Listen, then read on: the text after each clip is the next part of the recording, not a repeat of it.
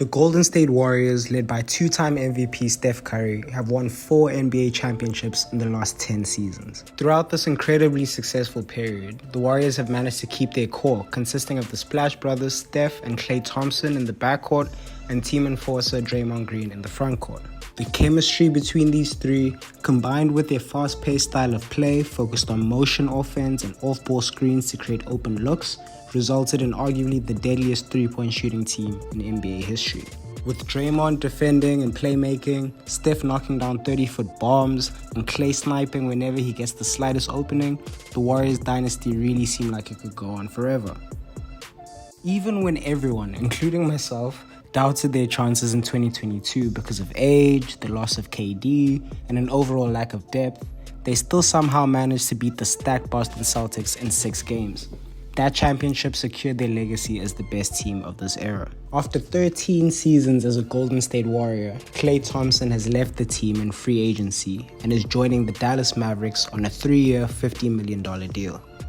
This move may seem shocking to some, but it's a move that's actually been building up for the whole of the 2024 season. If you've checked the comments of just about any basketball-related post in the past few months, you would have been reminded that Klay Thompson shot 0 for 10 in an elimination game. Point being, despite everything Klay has done for the team, what seems to be the defining moment of his career to a lot of people is that elimination game against the Kings in the play-in tournament. In that game, he finished with 0 points and the Warriors were sent home. Had that game and that playoff run gone differently, I believe Klay would still be on the Warriors today. Look, there's no doubt that without Klay there, the Warriors dynasty as we know it is over. A more interesting question though is whether the Warriors with Curry and presumably Draymond will be able to make another title run. Jonathan Kuminga is a great young player who's put in solid minutes with the Warriors, but he isn't the third star they need to make a real playoff push, at least not right now. And although Andrew Wiggins was a key part in their 2022 championship run, he struggled to produce at the same level since winning that chip. He averaged 13 points per game last season, which is down 5 points from his career average. Jordan Poole was another promising young star, especially under the guidance of Steph. But of course, after Draymond punched his lights out,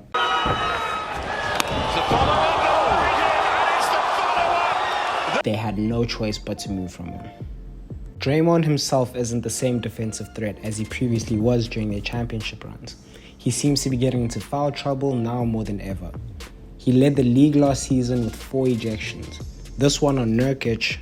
It's going to be at least a flagrant 1, could be a 2. Which would be an ejection. Boy, that is a swipe. Green makes unnecessary and excessive contact to the face. The foul has been upgraded to a flagrant foul penalty 2, and Green has been ejected from the game. There you go. This led to a 12-game suspension. That's nearly 7% of the season missed because of one play. If the Warriors want to continue to be a threat in the Western Conference, Draymond can't keep fouling like this. The Warriors front office has clearly sensed their need to make moves for a star. So there's been reports that they've been trying to acquire Paul George through a sign-and trade with the Clippers.